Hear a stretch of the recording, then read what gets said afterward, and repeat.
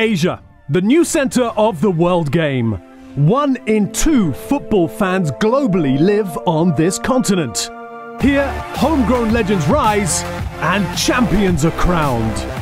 Proud nations fly their colors and tribes of fans in booming cities unleash their energy. Intense, diverse. Here, local is king. It's a new era of Asian football, a new type of fandom, a new chapter to an historic story.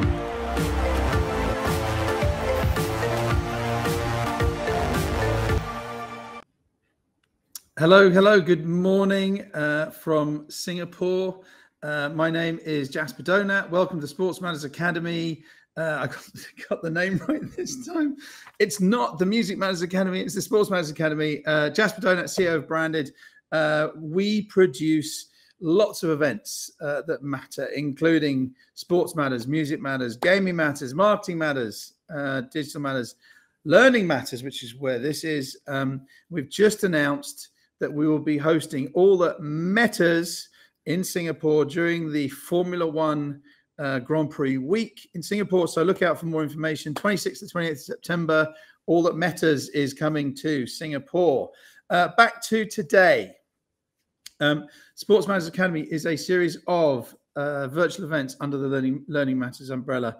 And it's designed to really help anyone interested in learning more about the sports business. Throughout the series, we are covering all sorts of topics: sports rights, marketing, live event production today, working with brands, player management, law, the metaverse, and more. The content is clearly virtual, it's live, and it's fireside. And you can also catch up on everything on our YouTube channel. But we want to hear from you. We want it to be interactive. This is the internet, right? So please, if you've got questions, get them in, and we will get them to our speakers. Who are you? Where are you? We'd love to hear from you. In a minute, we're going to introduce you to the amazing panel. Before that, you will have noticed that the Sports Matters Academy is entirely free to attend, and that is 100% thanks to our sponsors and partners, including Football Marketing Asia, Nielsen, Sports Singapore, CSM, and Sport Business, plus wonderful support from Mailman, Asia Sports Tech, and Pictureboard partners. So thank you to all of you for making this possible. And thank you, our viewers, for joining. Please enjoy it. Please learn. And please don't forget, get those questions in. So anyway, back to today. Live events are back. And we're all excited. This weekend, the Rugby Sevens are here in Singapore. But it's been slow. And where some countries have opened their doors to capacity crowds, other countries are just starting to open up. So today's 2 sessions are really looking at the future of live sports, and delivered by organizers, by venues, rights holders, digital media platforms, and tech companies. So we're really looking at 360 degrees of live sports events. Importantly, we're looking at how can we deliver fun experiences. Remember, events about having fun, whether it's a music event, a sports event, gaming event. How can we deliver fun experiences, but in a safe and healthy environment? So as an event organizer myself, I'm really looking forward to learning today and taking a lot of notes. This morning's session, we have Hugh Bevan, one of the best known TV producers on the planet, Paul Sargent, our first OBE, any of the Learning Matters events. When we're all told to turn our notifications off, guess who didn't? And we also have Sandra Dharmawan, who is working for one of the working for an awesome live production tech production company, and Dom is going to introduce her in a second. So onto that, let me first introduce you to your MC, your host, your ringmaster. Let's run this video and please meet Dom Lau. Singapore!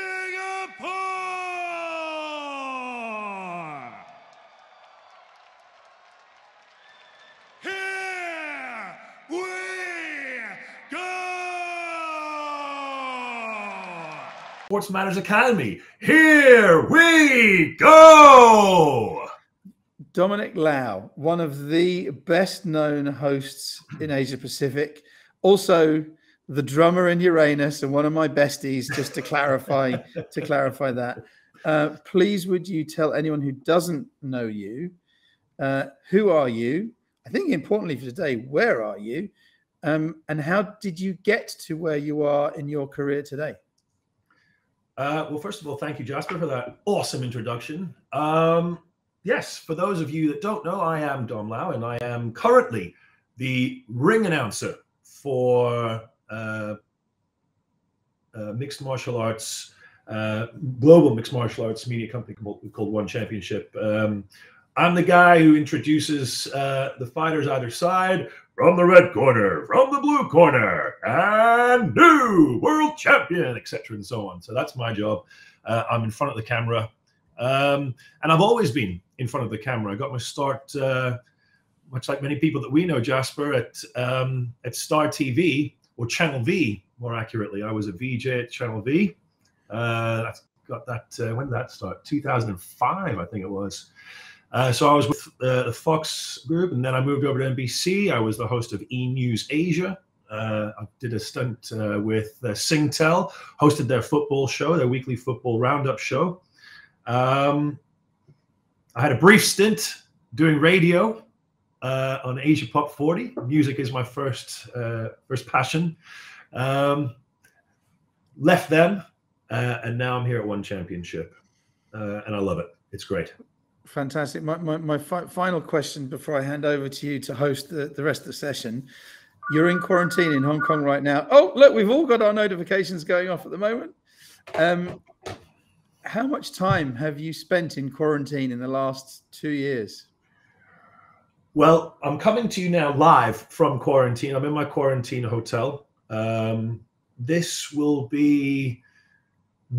mark week 14 of quarantine in the last 2 years. I did my first stint of quarantine September 2020 in Singapore, and it's basically just been backwards and forwards between the two. So I've joined the 100 club. I've done over 100 days in quarantine, and it doesn't get easier. It doesn't get any easier, I can guarantee you that. Well, the backgrounds do. So Dom, the guy in front of the camera is going to be interviewing all the people behind the camera today. Yes. So over to you. Enjoy it. And again, anyone who's watching, please get your questions in. Dom, on that, over to you. Thank you very much, sir. Over to a pro. Thank you very much, Jasper. But on a serious note, though, I mean, for me personally, this is great. Thank you very much for having me back at Sports Matters Academy. Yes, I'm the guy in front of the camera. So this session actually for me personally is fantastic because it gives me an opportunity to learn what goes on behind the camera, behind the scenes, you know. So this is as much a learning experience for me as it is for many of you out there. And we have a superstar lineup of speakers for you today, ladies and gentlemen. 3 superstars, in fact. We have Hugh Bevan from Tiger Sports Media. We have Sandra Dharmawan of Grabyo, and we have Paul Sargent of ASM Global. They're on the screen now. Lady and gentlemen, welcome. Thank you. Good morning. So as I say, guys, it's great to have you here. It's great for the world to have you here because, again, we're all here to learn. There are things in your various areas of expertise that others will not know or not know much about. So this is a great opportunity for people to learn a bit more about what it is that you do. And obviously, like Jasper said, we'll get to some Q&A at the end of the session from our viewers. But for the time being, I'd just like to speak to you individually, if that's all right. And Hugh, if you don't mind, we'll start with you. First of all, Hugh, you've just come back from a trip to New Zealand, I believe. Are you now back in Singapore? I have. I arrived a couple of days ago. I was over there overseeing the ICC Women's Cricket World Cup. Fantastic event. It's one of the events that I look after in my as part of my responsibility with the ICC and for Sunset and Vine. I'm an independent television producer, a bit long in the tooth these days, if I'm really honest.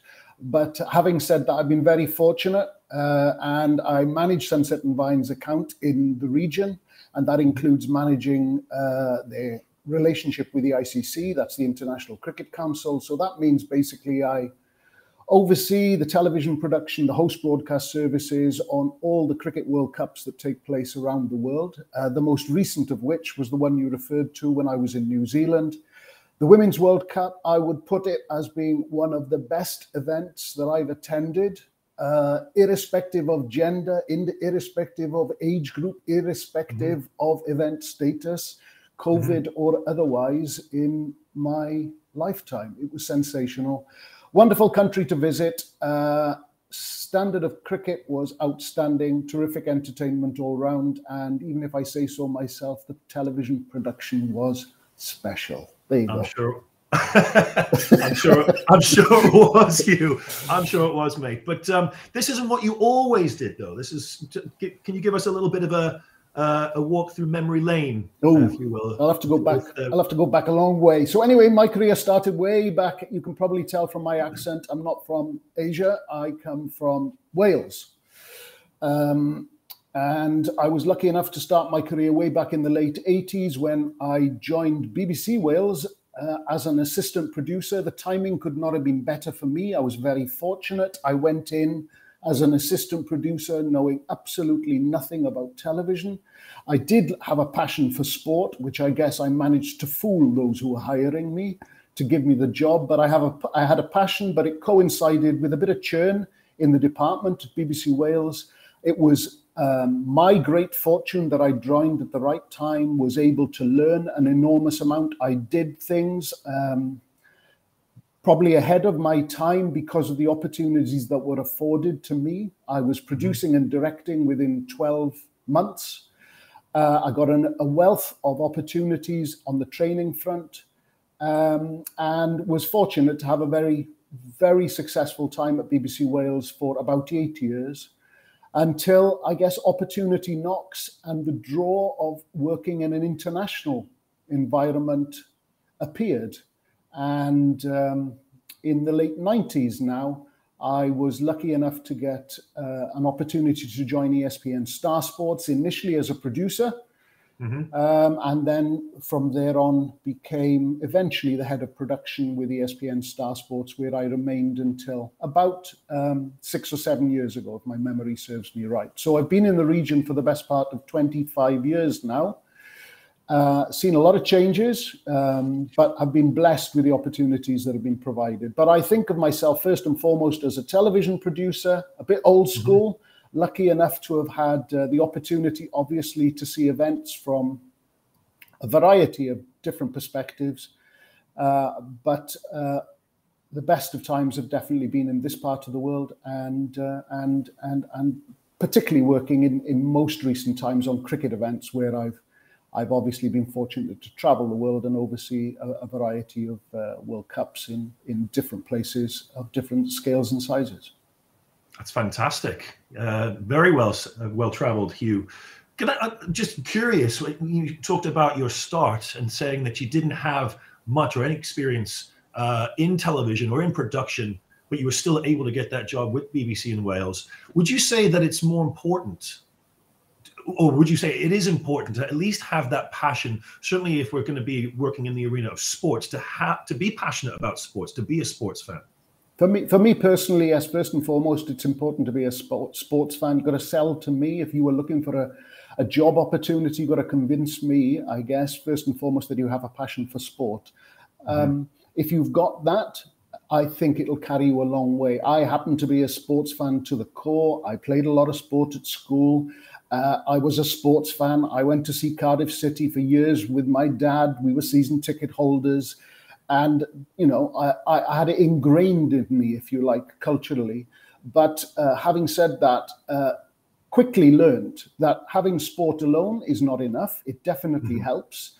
And I received some very good advice early on in my career. If you're going to come into this, and I think of myself first and foremost, if you like, as a storyteller and as someone who focuses, if you like, on the editorial and the storytelling narrative associated with the coverage of sport. But I learned fairly quickly that I better learn the technical aspects of it. Otherwise, I was not going to get too far, because without understanding, if you like, the different aspects to the job, and by that I mean traditional production, host broadcast work, particularly in this context, as far as the event was concerned, understanding basically how each part of the sum works, I wasn't going to get very far, because in essence, we're part of a team. And that certainly was very good advice to me that I received. And it's something that I've taken with me, if you like, into the various stages of my career. Is it something that can be learned just with experience? I mean, having to go in and actually, rather than study it, rather than go to school for it, is it something that can be learned along the way? I was blessed because I was thrown in at the deep end and I had to learn. It was a sink or swim approach. I was producing and directing, as I mentioned, at a very, very young age. I made tons of mistakes, but hopefully I learned from most of them. And I was supported by some very understanding and supportive managers who basically encouraged me to take those risks, to learn from them. It was also a very competitive landscape. I would say that I came from a generation of newbies, if you like, to the to the industry. We all wanted to outdo each other in a friendly manner. I wanted to be a better producer than my peer, than my best friend, if you like. And likewise, he or she wanted to be better than me. And that is something that I think brings out the best in people. And it's something I think I try to bring out in people who have worked with me and for me over the years. Well, speaking of the last couple of years specifically, it's many people have had to adjust, shift, change their mentality and relearn certain things. Hugh, if I can just pick your brain as to how the last 24 months or so has been a challenge to you, to the teams, production, when you talk about storytelling and being able to go to sporting events and it being an experience. And when you produce those shows, or when you've got that spectacular landscape of fans and the audience and things like this. What are some of the challenges that you and your teams have experienced? Yeah, it's been tough, no doubt about it. I suppose I would split it, generally speaking, into two parts. The first year of which, early 2020, the events pretty much dried up. At the end of March, I was producing and overseeing the production of the Women's T20 World Cup final in Melbourne in front of a world record crowd. The following week, pretty much the whole of the world shut down as far as events were concerned. And my work pretty much dried up as well from an events perspective for the best part of 6 months. Fortunately, the cricket business and the cricket, if you like, ecosystem is pretty, what I would say, it's pretty resilient. And I was charged with overseeing the 2020 version of the Caribbean Premier League. They were adamant they were going to continue with it. We were the first production company to oversee production of a franchise cricket tournament. That meant flying people from all parts of the world into the Caribbean to produce a tournament over the course of 3 or 4 weeks, obviously with no crowds, with very stringent protocols in place, be it for working or indeed interacting with anybody. We brought with us whatever learnings we could from our various backgrounds in terms of, shall we say, enhanced audio effects, different virtual behind the scenes views of what was going on, different ways to, if you like, try to bring a sense of entertainment and to bring a sense of occasion to the league. And it went very well. But as a general statement, things have been difficult over the last 2 years. The second half has been much more fluid. Cricket sport has definitely returned. I've been lucky enough to be involved both locally here in Singapore, where I directed the Suzuki Cup most recently, which was a welcome return to international football in the region, a fantastic event. I've also been lucky, as I said, to be involved with a lot of ICC cricket events over the last 6-12 months. So it's been good, but we've had to navigate our way through an ever-changing landscape, if you like, of protocols, restrictions, quarantines, bubbles, call it what you will. The working environment has been very different. I think we've learned a lot through it. I think there's been good bits to it, but I can't wait for the day when everything just dissipates and we can start to pick and choose again. And if you like, reintegrate ourselves into producing events in the way that they used to be, albeit probably taking on board some of the changes that we've had to bring in over the last couple of years because of the restrictions that have been forced upon us. You, yourself, myself, and everybody who is watching right now, I think, shares that sentiment. We cannot wait for this just to be put behind us completely. And as you say, no longer having to navigate through these, restrictions and rules, bubbles and quarantines and whatnot. That would be lovely. At least I wouldn't be here in my quarantine room right now as well. Absolutely. Hugh, I'd love to chat more. We could chat forever and ever and ever. Obviously, we're on a time budget, but thank you very, very much for your insight into the world of production, some of the challenges that you have faced over the last 2 years. And I know that we've got a lot of people who have got some questions at the end of the session. So please stick around and thank you very, very much, Hugh. Thanks very much. All right, so guys, as I said at the top, we've got a star-studded lineup, and as Hugh mentioned there, technology obviously plays an integral part in production. We've had to change, shift, and do things differently than we would have done pre-pandemic. And so I do want to actually speak to someone now who's got a little bit of know-how in the world of tech. Before we get to the next speaker, ladies and gentlemen, I just want to give a big shout out to the sports management students tuning in right now at ITE College East in Singapore. Big shout out to you guys. I hope you guys are enjoying the session. I hope you're taking away a lot of knowledge from it. And of course, at the end, we hope to hear from you with the Q&A session. Okay, so our next speaker, ladies and gentlemen, is Sandra Dharmawan from Grabyo. Sandra, are you there? I am here indeed. Hi there. Hi, sir. How are you? I'm good. I'm good. So you're going to ask me who I am, what I do? Is that what it's going to be now? Yeah. Well, who are you? What do you do? Why do you do it? No, but no. Honestly, where are you right now, Sandra? It looks lovely. I am in Singapore. I'm actually sitting in my neighbor's house because I've got a kid at home who's not well today, so I need a slightly quieter space. And so my neighbors just said that I can have her house for the day. Brilliant, lovely neighbors. Okay, so Sandra, please tell us what it is that you do. I am a consultant for Grabyo. Grabyo is a cloud-based video production platform. We basically have built a production platform sitting on AWS. Essentially, it's a browser-based production control suite that allows people to produce live content, whether it's long form or short form. But before I joined Grabyo, basically in the tech industry, I actually came from a production background, very much a lot similar to what Hugh said before. So it's a lot of what he said actually rings a lot of my experience in the last sort of like 20 years or so. So what were you doing in the realm of producing prior to Grabyo? So I started my career at ESPN Star Sports, which actually brought me to Singapore. I started in Hong Kong at Star Sports and then Singapore. And then I went to Beijing to work on the Beijing Olympic Games. And then Singapore brought me back as head of broadcast operations for the inaugural Youth Olympic Games. I pretty much work on all summer and winter games if I can and when I have the time.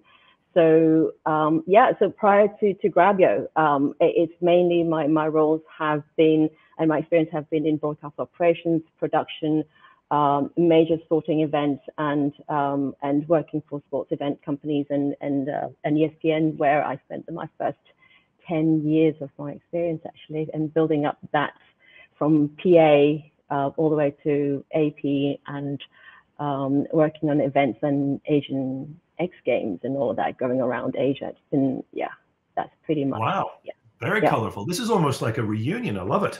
A little bit, yeah. Yeah. Okay, so we heard. Oops. Siri has apparently just decided to interrupt our session. Pardon me. So he was talking briefly about having to navigate through various, challenges and whatnot. How has technology had to do that as well? I mean, given the fact that, over the last 24 months, many people, have not been able to go to events, haven't been able to physically be at the sporting events and whatnot. So they've had to do it differently. They've had to do it online, virtually. I wanted to get your opinion and your views on how that has, or how technology has now come to the forefront, similar to what we're doing right now with Sports Matters Academy. Have you seen significant change? Yeah, big time. I think basically when COVID hit and events kind of pretty much dried up, companies and events companies have had to sort of like come up with content. Consumers were very much still trying to look into content. The consumption of video content has become even higher. There was a long period, I think for the longest period of lockdown, people having had to do quarantine, and what do you do during those periods of time? People wanted to watch video. And so content owners have had to look into different ways to churn out content, be it long form or short form, to actually keep up with their brands and keep up with what they want to communicate with audiences out there. There's a lot more demand, and not just the video content, but also the interactive element around the content itself.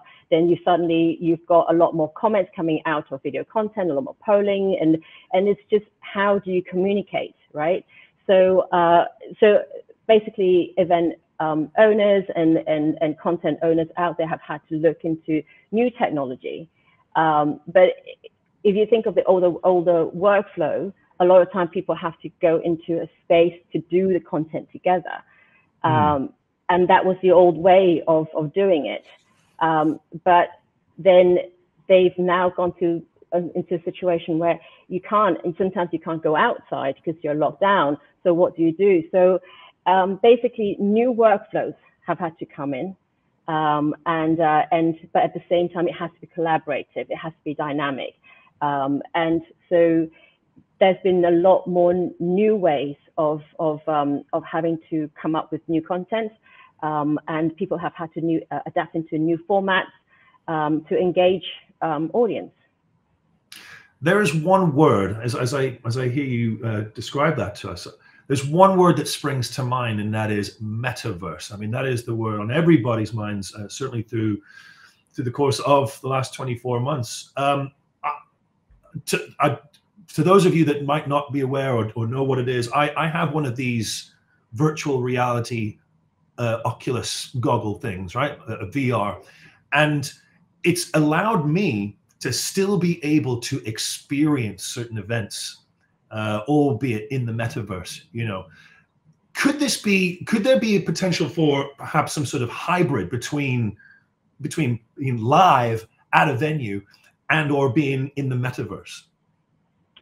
It could be one way. I think it works for some people and it doesn't probably work for others. I mean, there's so much that you can actually have an Oculus with you and not feeling dizzy after about half an hour or something. It certainly wouldn't work for me. But it is one of the ways to engage people. It is one of the ways to bring that feel of the audience. I mean, I've had that, and I use that in some of my work at part of the delivery, and that sensation, the experience of going around wearing the Oculus, looking at the 360, the sound and the whole feel. It's incredible. But how much of that can you actually use for a longer period of time? That's hard to say, and that's different way of engaging a certain type of audience. But there are other ways that that people have had to look into to engage audience. Just going back to your company now, to Grabyo, got a question from Joanne De Rosario from Axel Sports, and she asks how Grabyo has helped keep sporting content available during. In reality, there were very few sporting events going on. How have you managed to do that? Well, we've had a lot of our clients around the world basically looking into a cloud production platform. And because basically with cloud, you can be working from home and then collaboratively churning out coming out with different content and talking to your colleagues and what they want to do. So I could be, let's say, and then the other thing that I would notice during this period of time is the localization of content. So you've got people who have been basically using a lot of the archived video, and they have to localize it to, let's say, for the Thai audience, or the Indonesian audience, or the Singaporean, and these are all different languages, and they have different they have different habits, and they have different requirements. So with that, with Grabyo, they have had to basically, they are able to actually come up with different types of content and collaboratively work together, and not having to worry about whether they have to be together, whether there's any issues with social distancing and so on and so forth. We as an industry are having to jump from one stone to another, just trying to navigate our way through all this drama. So what do you think is in store? What do you think is in store for the future? We've talked about the last couple of years. Now that live events are coming back, and sporting events, we're seeing that doors are opening. What's your forecast, if you like? Look into your crystal ball and tell me what you think the next 2 years will hold. It will be interesting because basically audience are still demanding a lot of content. But at the same time, event owners have had to look into new ways to deliver their content, not just the event itself, the coverage, but also things that are surrounding the content itself.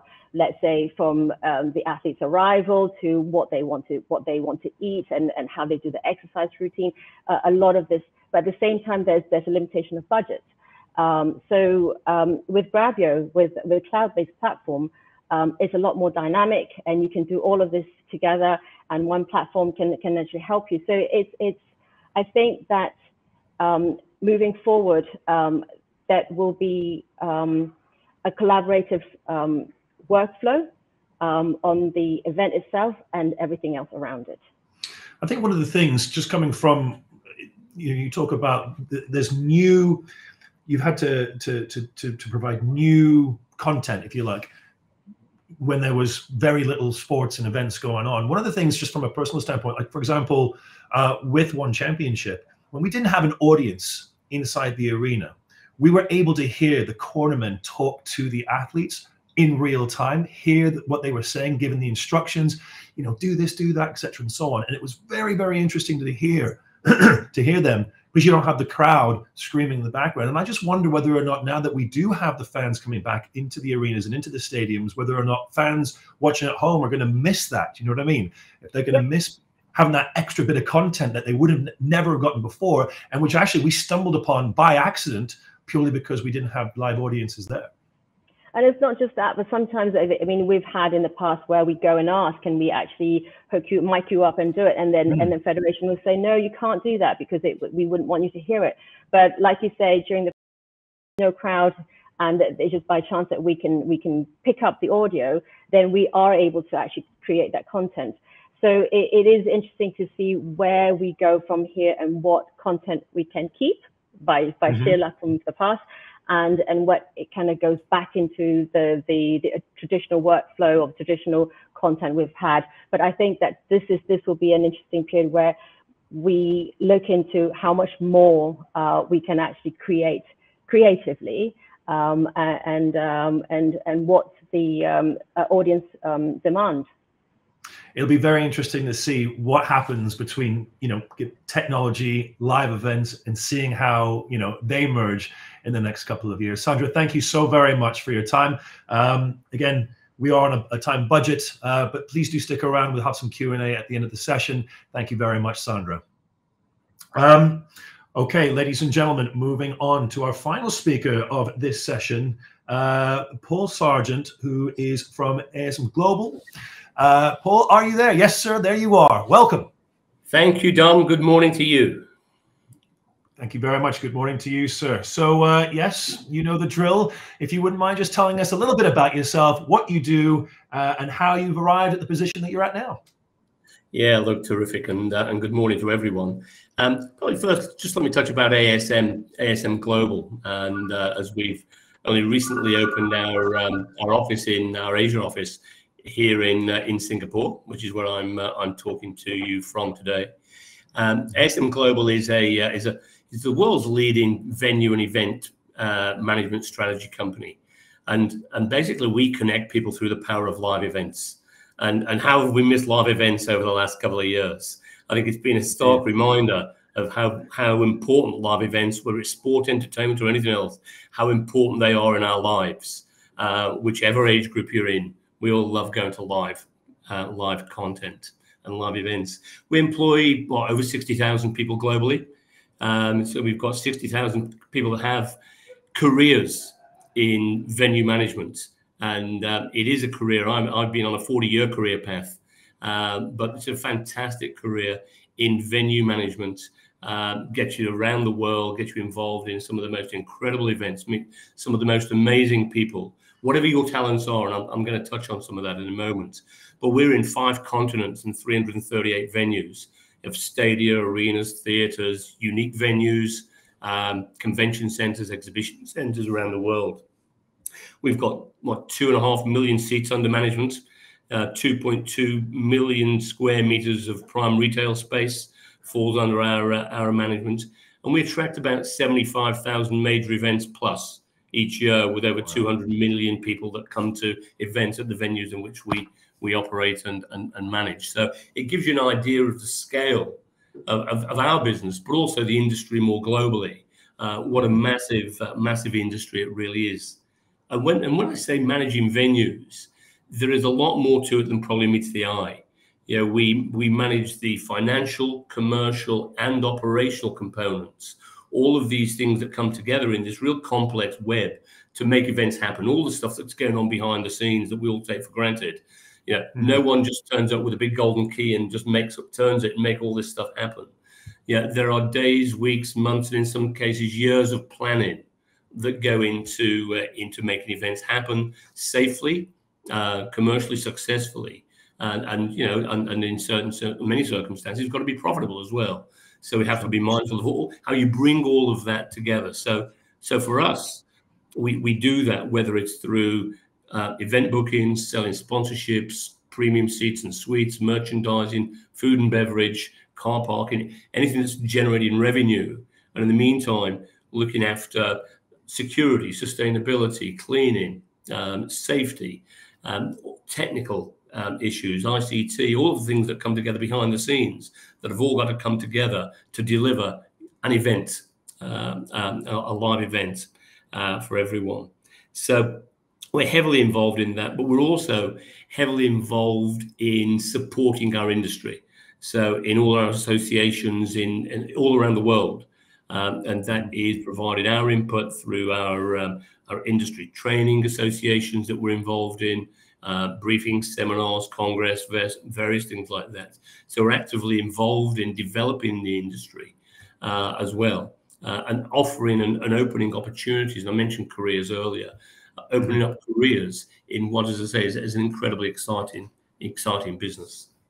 So, and it's probably fair to say when you look at an organisation like ours, there probably isn't a skill set or an event genre that we can't connect with immediately. If someone's got a question somewhere in the world, we'll be able to help them just through our connection. It could be on anything, and I've used that, and I use that constantly in the role that I do.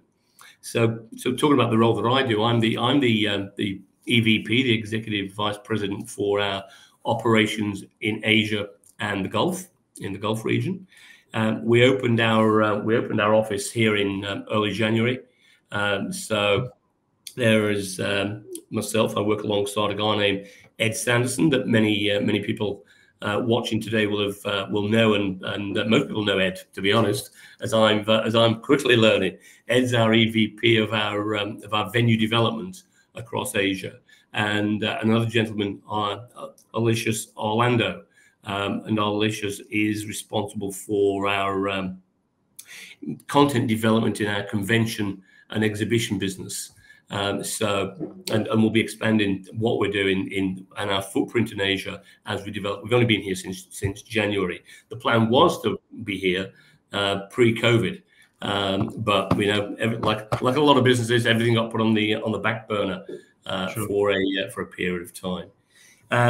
So my role, I mobilise the venues, mobilise, and then I'm responsible for getting the operations up and running for the venues that Ed secures in the region. Currently, we're in Hong Kong.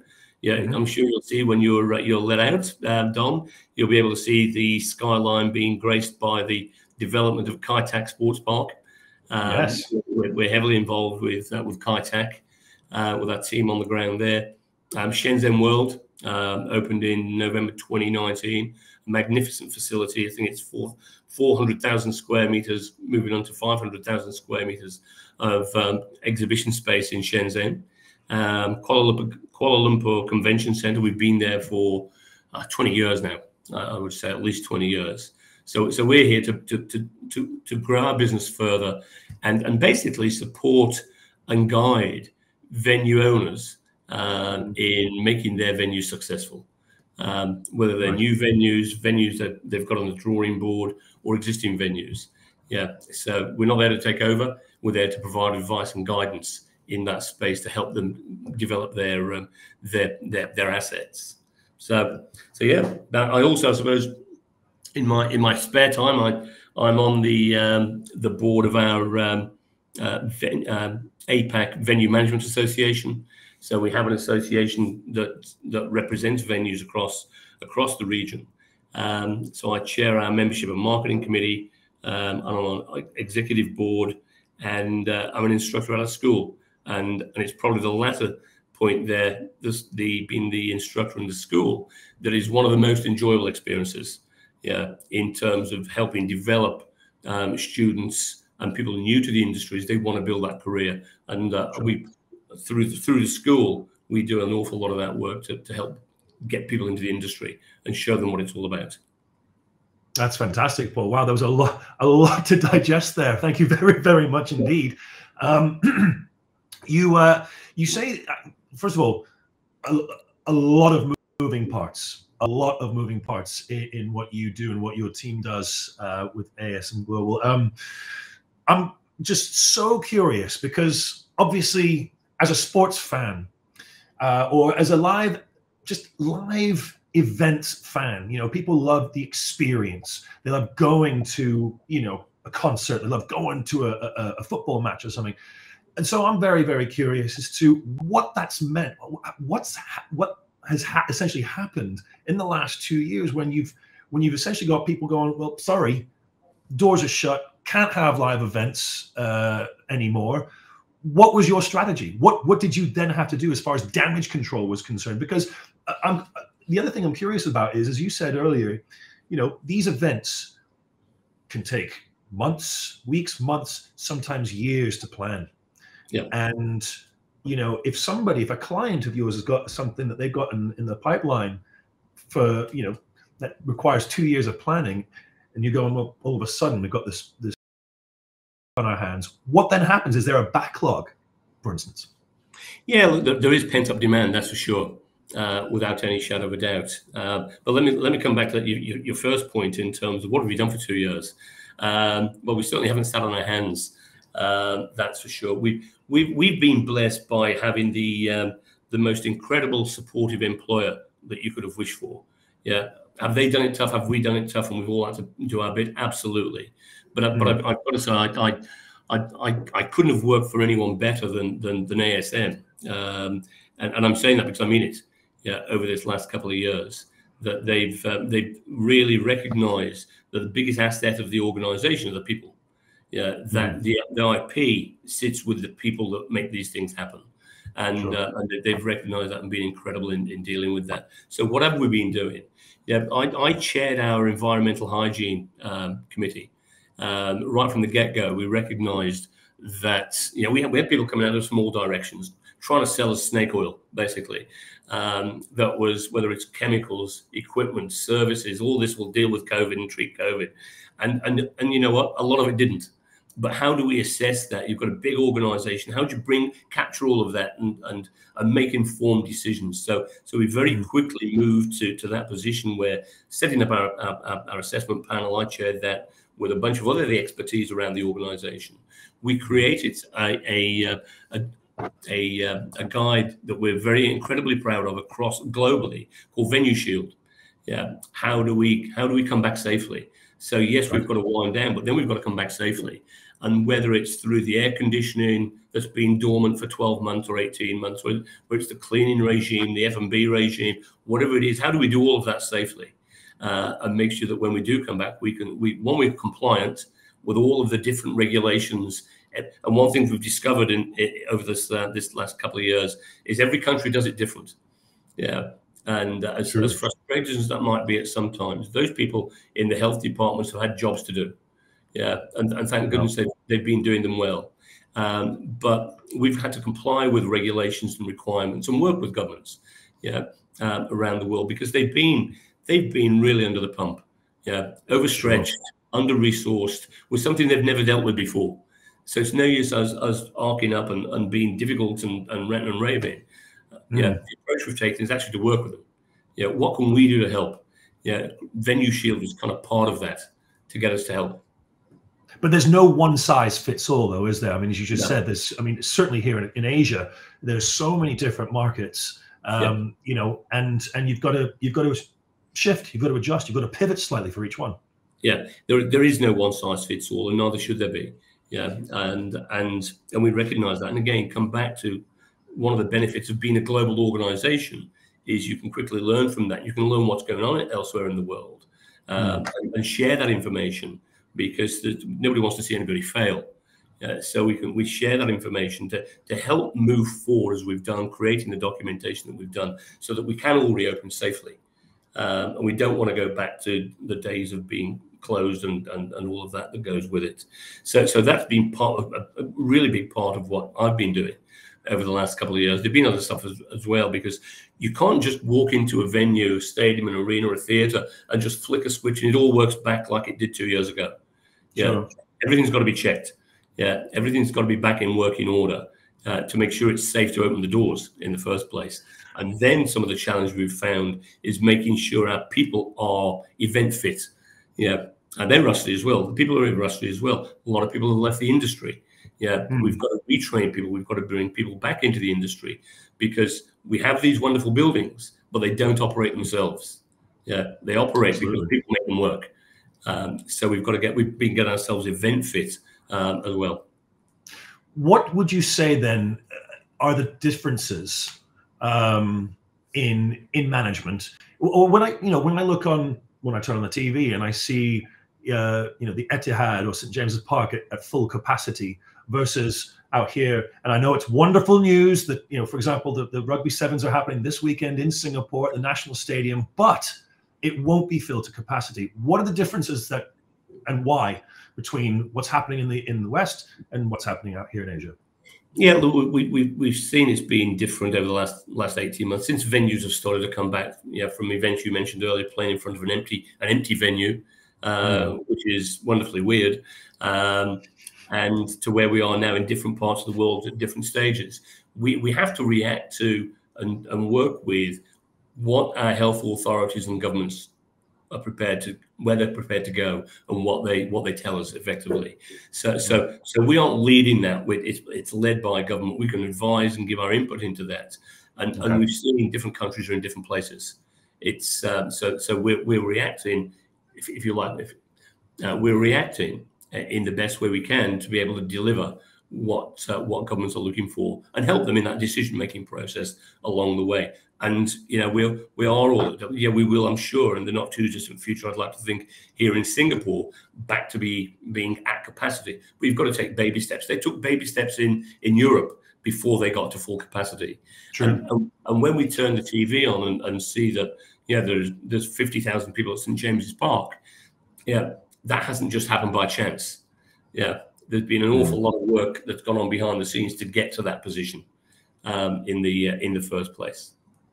Well, I would say, just to wrap this up, it's heading in the right direction, it seems. I think Singapore have done it superbly. I think they've done a great job.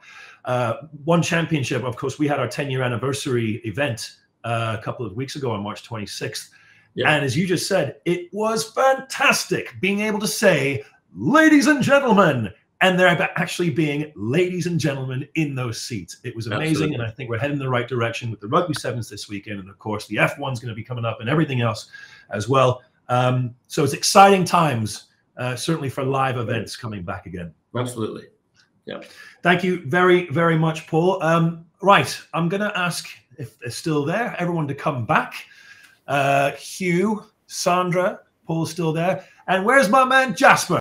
There he is. Hello, Jasper. Dom, before we go into the Q&A sessions, and I think we've got this teed up, you mentioned earlier on, you gave a great shout out to ITE College. I nearly cried when I saw, we got the pictures ready. We had some pictures sent from, look at this. Oh, wow. Isn't that amazing? So we set up the academy exactly for this, so that the next generation of business leader for the sports industry, the music industry, the gaming can learn from global leaders like yourselves who've done it before and been there before. So we just wanted to show, I've got goosebumps everywhere. Even my cat's got goosebumps at the moment. So back to you guys, and Dom, I'm going to ask this question to you as well. And Dom, you're going to keep on asking questions, right? But sure. But let's talk about for these students and the next generation that's watching. What's the best career advice you can give them about getting into sport? And I'm gonna just a little codicil on that in this part of the world, sometimes sport isn't seen as a credible industry. Same with music, definitely the same with gaming. Hey, mum, I want to be a gamer. Yeah, right. So what's some great advice that you can give people who want to get into the sports industry? Let's start with you, Dom. And then we'll go around the table. That's an awesome question. The beautiful thing about sports and the industry is that there's so many moving parts. Myself, you can be in front of the camera. You can be a broadcast journalist. You could be a pundit. If you're a fan of the sport, then you can, you come in and talk about it all you want. There are people that make a living off of it. I mean, I look at Alan Shearer and I look at Gary Lineker. You can do all of that stuff. You can be behind the camera. As Hugh mentioned earlier, you can go into production. You yourself can control how the audience and how the fans, take in the experience and everything, There's the tech side of things. Technology has come leaps and bounds since the days that we were younger, and it's only getting better. And again, and I thought it was really interesting hearing from Paul, I had just no idea just how massive, a company like ASM Global is, and the amount of work and the amount of moving parts within just that part of the industry alone requires. So for all those kids watching and for all the new guys, people wanting to come into the industry, there's so much to do in sports. And my advice, bottom line is, if you've got a passion for sport, just keep chasing it. It's an amazing industry to be part of. And if you are genuinely, like all of us here are, true sports fans, it's a lot of fun as well. I was just about to ask Hugh exactly the same question, but we've lost him. Sandra, what's some career advice that you can give, or was there any great career advice you've had in the past? And we can welcome Hugh back to Sports Matters. Sorry, Hugh, I've jumped the queue because you went away for a bit. So I think for me, it's we spoke about people and teamwork. To me, that's one of the big key things. Everything we do with sports, it's team. You can't be just doing sports without everyone else around, whether it be at production or events. And I think one of the best advice I've had when I was looking into whether I want to go into the next move was to seize the opportunity and run with it. And I did. And every time there's a new opportunity, I ran with it. When there was no events, I looked into what I believed when I was working in production, which was cloud. And I went into tech. So it's not just sports and operations and in production, but there's also the cloud and technology around it that basically moves things to provide content. So I think it's the people that we know and the opportunity that we get with it and run with it. So Dom, you would chase your passions. Sandra, you would seize your opportunities. Paul. Well, mine was really practice your passion. I was no great footballer, and grew up watching the FA Cup final from Wembley every year, every May. Little did I know that further down the line in my life, I'd end up being the guy responsible for the cup final and running Wembley Stadium. And I ran 17 FA Cup finals, and it was but it was the journey to get to there, and all the people that I met along the way, many of whom I'm still in contact with in different parts of the world. So you develop these global friendships along the way as you're developing your career. And there is a career in almost every facet of what we do. And I mentioned earlier, whether it's commercial, operational, financial, without being a superstar. You aren't the guy on the field or the girl on the court, but there's so much happening behind the scenes, and you can make a career out of this.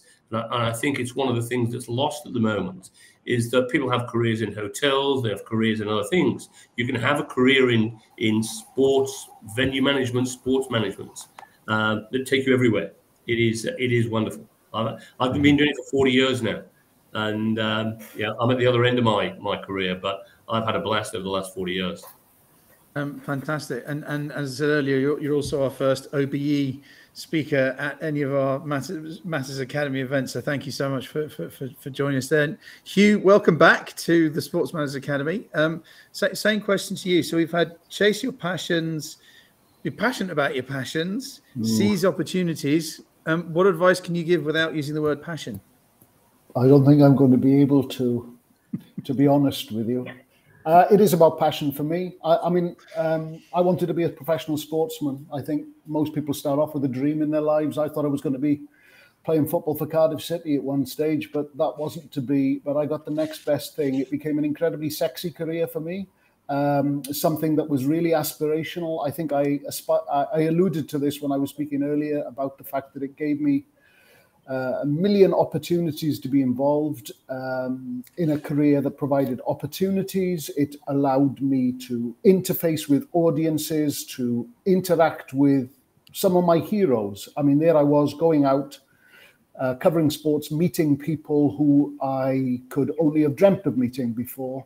And the opportunity to work, particularly in a live environment when I'm producing and directing, and be able to impact on the watching audience when someone scores a goal or hits a six or takes a wicket, scores a try, as the case may be, and choose whatever camera shots they may be, or when to use a replay, or what graphic to put on air. I don't think you can beat that as a rush from my particular perspective. So it's given me a wonderful career, and I think there is nothing better, frankly, than a career in and around sport. When I look back on it, it's been a wonderful, long period of my life. Fantastic. I can't believe I asked a Welshman not to use the word passion. That's impossible. You didn't say song. You didn't ask me to sing. Otherwise, we'd have all gone to pieces. We're moving towards up to time, unfortunately. But Dom, I don't know if you've got any other questions for this wonderful group. Well, I was actually also moved by seeing the students there tuning in, which is awesome, by the way. Huge shout out. But to all of you though, it's been tough. I think there's been a general consensus. The last couple of years has been tough, but sports will always be here. Sports there's always a thirst for it, and we all enjoy it. So I think the future of sports, the future of the industry is still looking bright, is it not? It is very bright. Thank goodness. Yeah. And so, for those kids and everyone else watching, it's just, we'll get through this, but sports is here to stay. And as you said, Hugh, it is I love being in this industry. It is sexy. Brilliant. I mean, what a wonderful way to end. And the cat has still got goosebumps on that.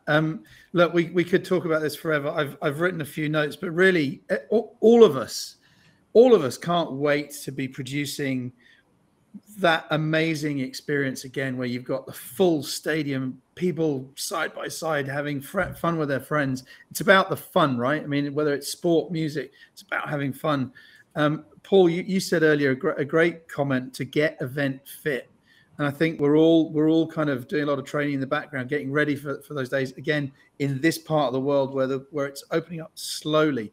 We're looking forward to seeing the sevens this weekend. But we also talked, the word passion came out a lot. Chase your passion, be passionate about your passions, just be passionate, full stop. Seizing opportunities. It's the best career in the world is to work in sports. So I hope all the students are still listening to that bit. And the future is bright. So with that, Paul, Dom, Sandra, and Hugh, thank you so much for joining us this morning at Sports Managers Academy. Later on this afternoon, we have more to do with the live sports industry.